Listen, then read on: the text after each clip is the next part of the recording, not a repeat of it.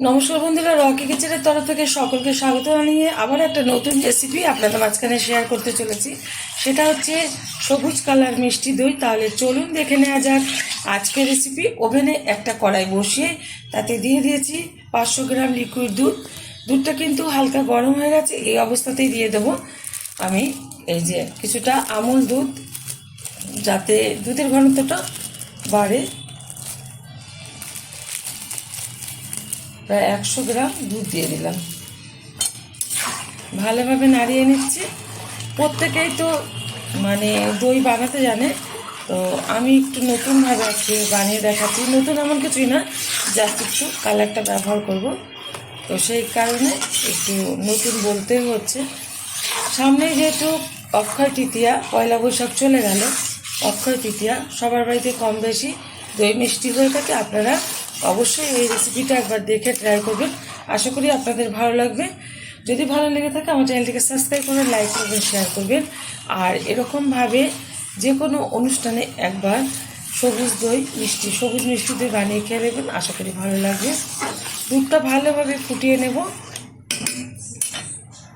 আর এদিকে দেখিয়ে দিচ্ছি একটু ফুড কালার, এই যে আমি জলে গুলে নিয়েছি, যাতে বেশি না হয়, বেশি হলে তিতো হয়ে যাবে, সেই কারণে 2 থেকে 3 ফোঁটা মতন দিয়ে জলে গুলে নিলাম।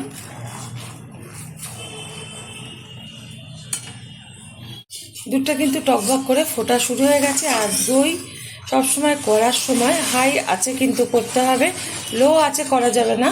আর অনবরত নাড়াতে হবে, যাতে দুধের মধ্যে শর্টটা না পড়ে।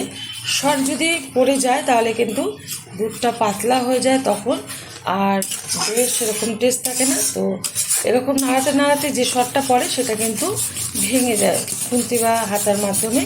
এখন এর মধ্যে দিয়ে দেবো যে ফুড কালারটা আমি গুলে রেখেছিলাম সেটা।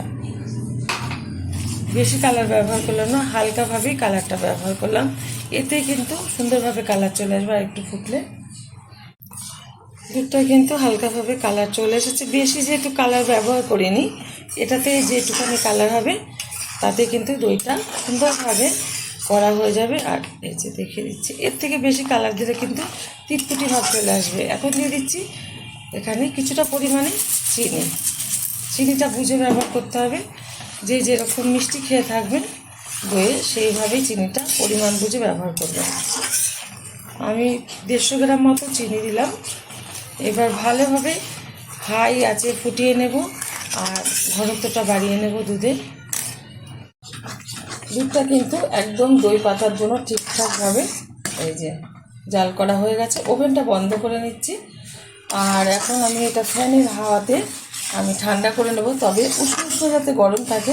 এর মধ্যে কিন্তু যে টক দইটা আমি এই যে দেবো, এই যে আমি জল জড়িয়ে ভালো করে ফেটিয়ে রেখেছি, এটা প্রথমে ঠান্ডা করে নিচ্ছি ওভেন থেকে নামিয়ে ফ্যানের হাওয়াতে। তারপরে কীভাবে দইটা বসাবো সেটা আপনাদের মাঝখানে শেয়ার করবো। ফ্যানের হাওয়াতে কিন্তু এই যে ঠান্ডা করে নিয়েছি, একটা আঙুল চুবানো যাবে এরকম উষ্ণতা কিন্তু এই দইয়ের মধ্যে আছে। এখন এর মধ্যে দিয়ে দেবো এই যে টক দই। আমি আর এক্সট্রা এখানে দই দুধ দিয়ে আর করলাম না, গোলালাম না, এর মধ্যে ঢেলে দিচ্ছি যাতে একবারে হয়ে যায়। এটা কিন্তু ভালোভাবে ফেটাতে হবে।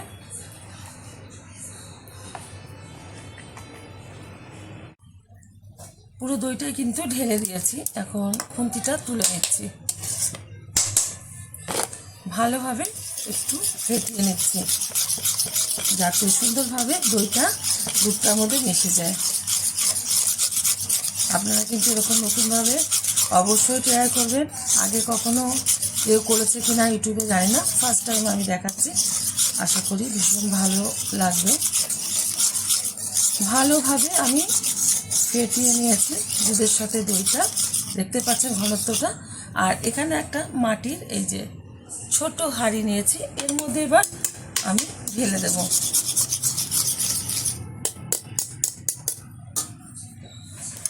খুন্তি দিয়েই কিন্তু ঢেলে দিচ্ছি, না হলে কিন্তু এটা হাতা দিয়ে ঢাললে হবে না।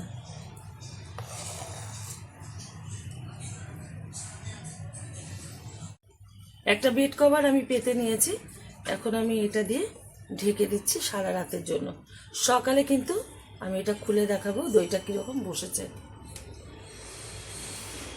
সারা রাত চলে যাওয়ার পর সকালবেলা কিন্তু আমি এই দইটা মানে খুলে দেখাচ্ছি কেমন হয়েছে।